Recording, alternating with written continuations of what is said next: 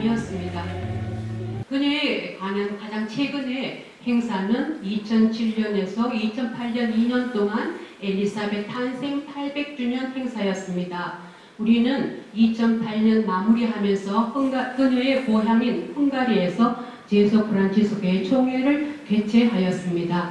그날 그 기간 동안 많은 행사들이 많았지만 주기경님과 함께 미사를 드렸던 것도 중요하지만 거기에서 아주 중요한 자료들이, 즉 우리가 지금 또 서약을 앞두고 피정을 하거나 형제회의에 양성을 할 때 쓰고 있는 자료인 제소 프란치스코의 서약, 제소 프란치스코의 소속감이 이때 발표를 되어서 우리는 소책자로서 이렇게 묶어서 우리나라에서 발행하고 있습니다. 또한 2007년에 미국의 제소 프란치스카니 로리 파이프가 그녀의 전기를 완전히 새로운 자료들을 처음으로 발견해서 전기를 만들어냈습니다. 그것을 제가 총회에서 가지고 와서 헝가리의 엘리사벳 성녀의 성인전을 냈으니까 많은 자료를 추가로 많이 참조했거든요. 꼭 한번 읽어보시면 좋겠습니다.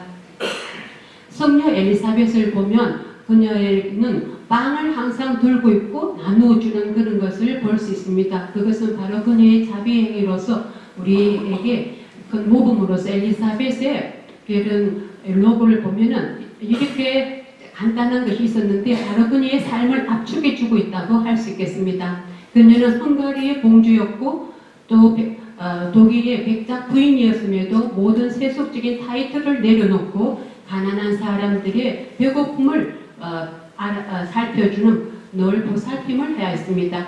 빵 나눔에 대해서 예수 그리스도는 장미의 기적을 통해서 그녀의 자선에 항상 격려해 주심을 확인해 주셨고 독일로 파견되었던 프란치스칸 선교사로부터 프란치스코의 영성을 배우고 난 다음에 그녀는 회계자회의 한 회원으로서 서약을 하였던 것입니다.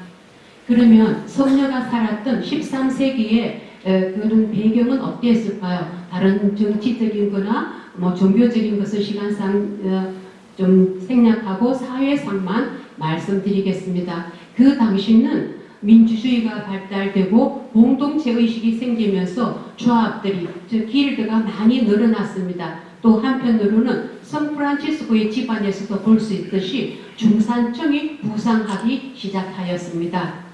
또한 그 시대는 8차에 걸친 십자군 원정이 매우 열기가 뜨거웠던 시기입니다. 이 십자군의 원정의 그런 흐름에 따라서 무역이 성행되었고 그 무역과 십자군 원정에서 많은 사람들이 이동에 따라서 전염병과 나병이 확산되기도 하여서 이렇게 질병에 걸린 사람은 가난한 사람일수록 더 많이 사회에서 쫓겨나고 죽음을 처해졌습니다. 그러면 그녀의 개인적인 어린 생활, 출생과 어린 시절로 한번 보겠습니다. 그녀는 1207년 7월 7일에 헝가리 안드레 2세 왕과 그리고 독일계의 강력한 가문이었던 게르트루드 왕비 사이에서 태어났습니다. 그리고 그녀가 4세가 되던 1211년에 독일의 사절단이 와서 독일의 헤르만 집안의 루드비히와 그리고 헝가리 엘리사벳과의 정략적인 약혼을 주린해서 성사가 됩니다. 그래서 그녀는 수행원들과 함께 지창금을 수레에 싣고 헝가리에서 독일의 투른지아로 향하여 갔습니다. 그녀가 가게 되는 독일의 그 헤르만 백작이 살고 있었던 바르트부르트 성은 산 꼭대기에 있었습니다. 그 성은 지금도 가장 독일에서 유명한 한 성으로서 유네스코의 문화유적으로 이렇게 등재되어 있고 또 마틴 루터가 이곳으로 1년 동안 피신해 와서 독일어로 성경을 번역했던 곳이기도 합니다. 독일에 온 지 2년 뒤인 1213년 그녀가 6세 되었을 때 헝가리로부터 슬픈 소식이 들어옵니다. 그녀의 어머니 게르트루드가 피살되었다는 것입니다. 그녀는 독일의 강력한 힘을 그대로 행사하였고 또 사치스러웠기에 헝가리 사람들은 독일인이었던 게르트루드를 싫어하여 살해하였던 것입니다. 그녀는 슬픔 가운데서도 자주 제단에 엎드려서 기도하는 어린 모습을 보았다고 증언이 많이 나왔고, 또 시편을 들여다보고 읽는 신용을 했고, 또 크면서 놀이를 하면서도 그녀는 친구들을 피해 또 놀이를 하는 가운데 성당으로 들어오고 또 제대에 숨는 그런 모습을 많이 보임으로써 어릴 때부터 그녀의 신심이 통독했음을 알 수도 있습니다. 어느 성모 성천 대축일에 그녀는 예비 시모인 소피아 백작 부인과 신우와 함께 귀족들과 성모 성당으로 들어가다가 그녀는 갑자기 자기의 쓰고 있던 머리관을 내려놓았습니다. 그러자 소피아 그 백작 부인은 무슨 일이냐고 물었을 때 그녀는 이렇게 대답합니다. 왕이신 예수 그리스도께서 가시관을 쓰고 계신데 미천한 제가 어찌 감히 관을 쓸 수 있겠습니까? 라고 말하며 엎드려 울었다고 합니다.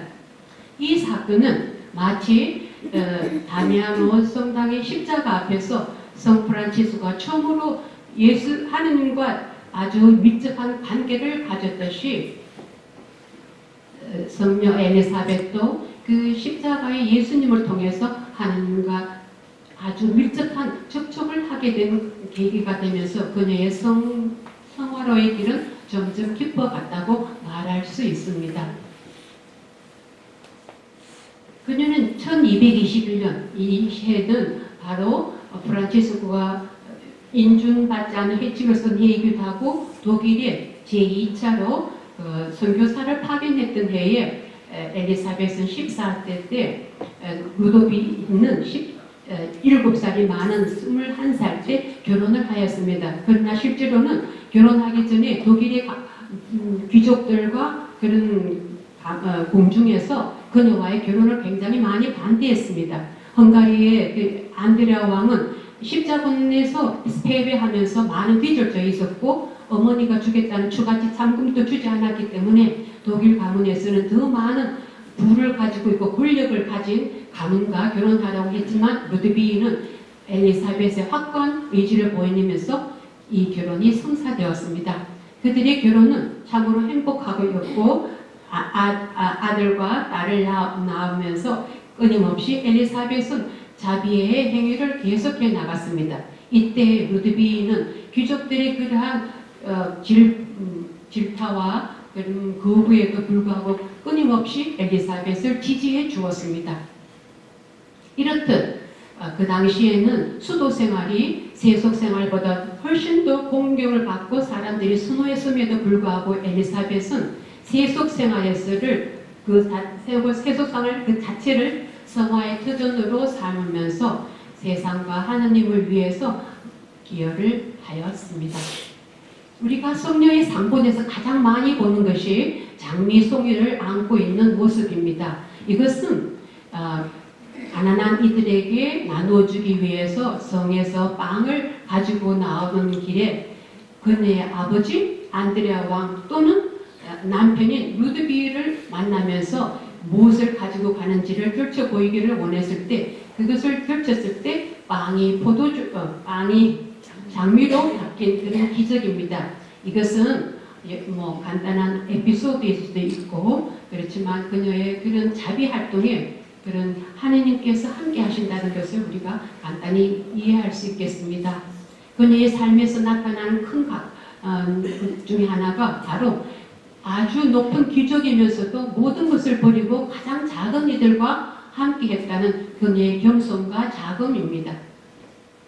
그녀는 가난한 교회에 가거나 또 전례 행위 같은 것을 할 때 그녀는 언제나 가난한 사람들 안에 함께 있었습니다. 그들과 함께 전례 행렬을 함께 나아가면서 그들에게 빵뿐만 아니라 영적인 말씀을 그들에게 전해주는 그들의 삶을 위로해 주었습니다. 이렇게 하면서 엘리사벳은 점점 완덕의 길로 나아가게 됩니다. 그녀는 가난한 사람들의 머리를 감겨주고 발을 씻겨주고 또 나병 환자들도 보살펴 주었습니다. 성목요일이면 가난한 사람들과 나병 환자들에게 많은 세종례를 예수님을 본받아 치렀습니다.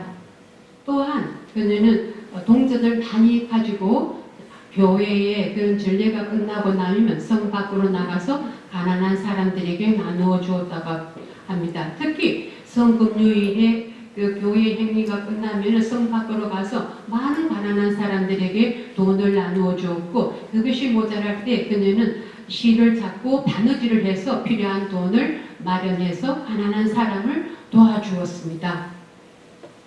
그녀는 예비 신자들의 계모가 되어주었고, 또 가난한 임산부와 어머니들에게 아이들을 양육할 수 있는 돈과 물품들로 그들을 위로하고 안심시켜주기도 했습니다. 그리고 그 당시에 많은 귀족들이 비싼 옷을 입고 죽는 모습을 보고 그것은 가난한 사람들이 수위가 되어야 된다고 생각했던 엘리사벳은 수위조차 마련하지 못하는 가난한 사람들을 위해서 수위를 직접 만들어서 가난한 사람들에게 나누어 주곤 했습니다. 그녀에게서 장미의 기적보다 더 의미 있는 기적이 바로 십자가의 이 보상 기적입니다. 그녀는 나병 환자를 씻겨서 남편과 함께 쓰는 침대에 뉘어놓았습니다. 이것을 알게 된 시댁 식구와 루도비코는 그것을 확인하기 위하여 그 침대볼을 제꼈을 때에 거기에는 나병 환자는 간 곳이었고 십자가 보상에 예수님이 뉘어 있었습니다. 이때 루드비는 그녀를 더욱더 신뢰하게 되며 그녀를 전적으로 격려하고 지원해 주었다고 합니다. 성 프란치스코는 1217년 총회에서 독일의 선교단을 파견하기로 하였습니다. 그래서 1217년에 파견되었을 때에 그들은 아무것도 준비해 오지 않았기 때문에 이단으로 취급이 되어서 추방을 당합니다. 그랬을 때 성 프란치스코는 1221년에 다시 독일로 선교단을 파견하였는데 아마도 엘리사벳이 프란치스칸 수도자를 만나고 설교를 듣게 된 것은 1224년이쯤이라고 전기 작가들은 말하고 있습니다. 그녀는 프란치스칸 형제들의 설교를 듣고 가르침에 기뻐하며 그들에게 음식과 옷을 제공해 주었고 1225년에는 아이젠하우의 프란치스코 수도원 건립을 도와주었습니다. 또한 1228년에 마르부르크에서 성 프란치스코의 이름을 딴 자선병원을 건립하였습니다. 그녀는 프란치스칸들의 설교와 가르침을 듣고 가난한 이들에 대한 사랑이 한쪽 정복되었습니다. 성 프란치스코도 성녀에 대한 그런 성덕에 대한 이야기를 듣고 자신의 망토를 벗어서 그녀에게 선물을 했고 그녀는 특별한 기도를 할 때 그 망토를 두르고 기도하였다고 합니다. 그녀는 특히 가난한 사람들에게 저질러주는 귀족들과 부유한 영주들의 그런 폭리와 고리, 그런 과도한 세금에 분개하였습니다. 그러면서 그녀는 자신을 위해서는 가장 소박한 음식을 먹고 나머지는 모두 가난한 사람들에게 나누어 주기로 했었는데 불의한 그런 이들의 그런 사치스러운 영주들의 그런 사치스러움과 그리고 지주들의 그런 부가 가난한 사람들의 빵을 훔쳐온 것이라는 것을 깨닫고 그녀는 불의한 그런 과정을 거쳐서 들어오는 궁의 음식이나 물건들을 일체 거부하였다고 합니다. 그래서 그녀는 점점 굶는 날이 많았다고 합니다. 1226년 남편 루드비히는 황제가 회의를 모집하였기 때문에 참석하러 출타 중이었을 때 독일에는 큰 재난이 닥쳤습니다. 가뭄으로 인해서 곡식은 흉작을 이루었고 가축들은 죽었고 또 거듭된 홍수로 인해서 많은 재물과 가축들이 죽게 되었습니다. 이로 인해서 많은 전염병이 온 나라 전역에 창궐하고 있었습니다. 그리고 많은 사람들이 질병에 걸리고 죽어간데 특히 가난한 사람들이 많이 질병에 걸리고 죽어갔습니다. 이에 엘리사벳은 그때 나이 겨우 19세였습니다. 남편이 출타 중에 모든 귀족들과 궁중에서 반대에도 무릅쓰고 그녀는 남편이 가지고 있는 영지의 4곳의 이상 식량 창고를 모두 활짝 열고 그 가난한 사람들에게 매일 배급을 주기 시작했습니다. 그래서 배급을 받으러 오지 못하는 병자들에게는 직접 방문하여 그들에게 식량을 배급하였고, 그리고 가난한 어린이에게는 장난감을 선물로 주었습니다.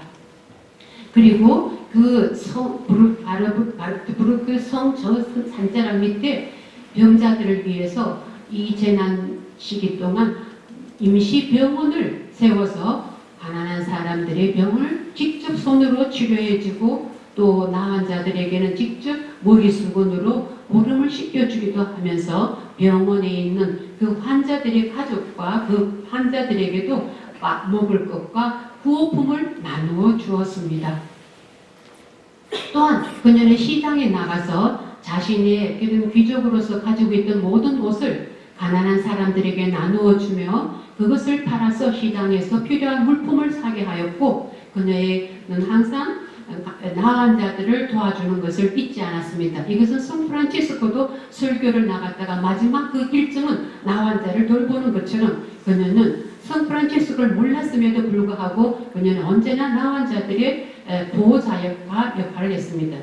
이렇게 많은 그녀의 그런 활동이었지만 실제로는 산 꼭대기에 있는 바르트부르크 성에서 저 산 밑으로 내려온 그런 병원과 그런 가난한 사람들이 사는 곳까지 하루에 몇 차례씩 험한 바위길을 오르내렸던 그런 아주 힘든 일이었습니다. 만일 가난한 사람들이 병자가 심하게 앓거나 가난한 사람이 자기를 찾으면 밤이고 낮이고 그들을 그 성에서 내려와서 찾아갔습니다. 이러한 생활을 하면서 앞에서 말씀드렸듯이 그 시기는 십자군 전쟁 시기였습니다. 그래서 루드비히도 프레드릭 황제의 권유를 받아 십자군에 나서게 됩니다. 이때 엘리사벳은 셋째 아기를 임신 중이었고 그녀는 남편을 따라 국경 가까이까지 배웅을 하면서 눈물을 흘리며 함께 이 아기를 낳으면 그 아기는 수도자로 봉헌하자고 부부는 약속했습니다. 그래서 이것이 바로 6차 십자군 원정인데요. 튜린지아에서 독일의 튜린지아에서 출발해서 이탈리아를 거쳐 예루살렘으로 가는 원정의 길이었습니다. 그런데 이탈리아 중부쯤 왔을 때 반대자들에 의해서 길이 막히고 한여름에 전염병이 갑자기 퍼짐으로써 루드비히는 거기에서 죽게 됩니다. 그리고 이것을 모른 채 엘리사벳은 며칠 뒤에 남편이 죽은 지 며칠 뒤에 딸 게르트루드를 낳게 됩니다. 그리고 그들은 부부가 약속했듯이 후에 수도자가 됩니다.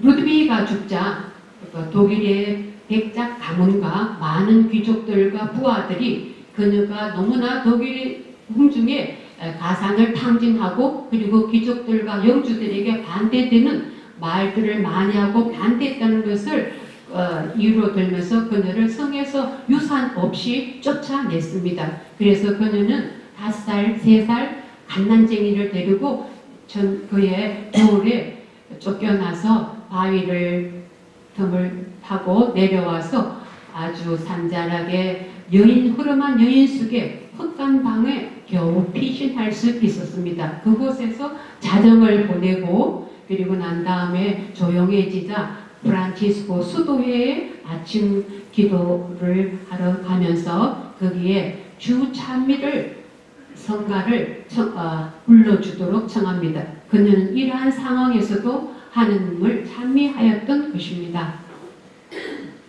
이제 그녀는 갈 곳이 없었습니다. 아무도 그를 받아주지 않았고 그녀에게 조금의 도움을 주지 않았습니다. 이것은 아마 궁정에서 그러한 명령을 내렸을 것이라고 전기작가는 보고 있습니다.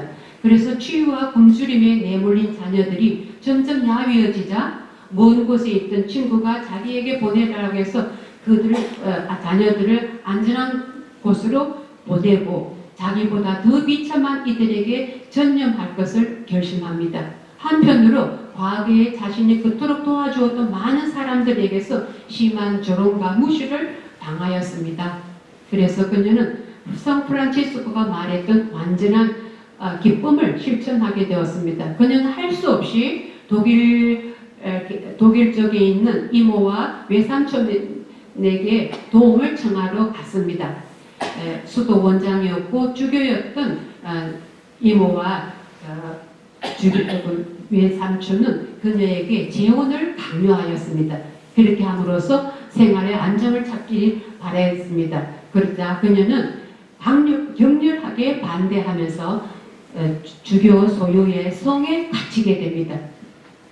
한 프란치스칸 수도자가 그녀의 이렇게 딱한 사정을 알고 그레고리오 9세 교황에게 그녀에 대한 사정을 밝히면서 청혼을 하였습니다. 이에 그레고리오 9세는 한나의 편지를 통해서 그녀의 모든 어려움을 해결해 주었습니다. 그래서 그 당시에 권력을 잡고 있던 루드비 동생, 시동생은 그녀에게 유산을 주었습니다. 그러자 그녀는 그 유산으로 절반은 가난한 사람에게 또 나머지 돈으로는 마르부르크의 성 프란치스코의 이름에 자선병원을 세우는 데 썼습니다. 이러한 과정에서 그녀는 1228년 3월 성금요일에 성 프란치스코 수도회에서 그녀는 회계자로서의 서약을 합니다. 이것이 그녀가 독일의 최초의 제소 프란치스칸이 된 한 계기입니다. 그녀의 삶은 바로 프란치스칸으로서의 삶을 충분히 잘 보여주고 있습니다. 서약을 함께 했던 시녀들과 함께 회색 수도복을 입고 같이 공동기도를 하고 같이 지내면서 이것이 프란치스코 수도 사회의 기원이 된다고 봅니다. 그녀는 자매들과 함께 마르부르크로 와서 성 프란치스코 병원을 건립하였습니다.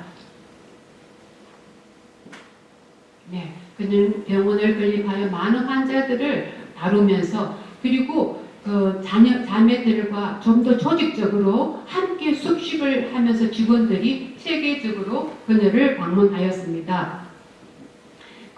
그녀는 이 병원을 운영하기 위해서 남아있는 옷들을 가난한 사람들을 위해서 나누어 주었고 또 가장 추악하게 앓고 있던 냄새가 나는 그런 환자들을 식탁에 초대해서 함께 밥을 먹기도 하고 먹여주었습니다. 또 바르트부르크에서 했던 것처럼 부족한 돈은 직접 실을 찾고 옷을 만들어서 팔므로써 경비를 충당하였습니다.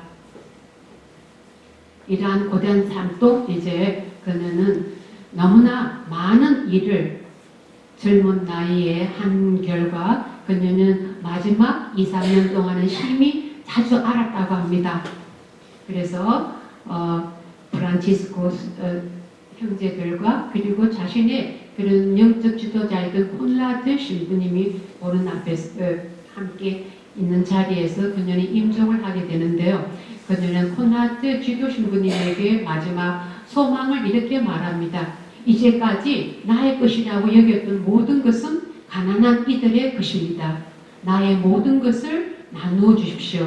다만 한 가지, 내가 입고 있는 이 낡은 수도복은 그대로 입고 지고 싶습니다. 그녀는 1231년 24세로 11월 17일 오늘 천상에 들게 됩니다.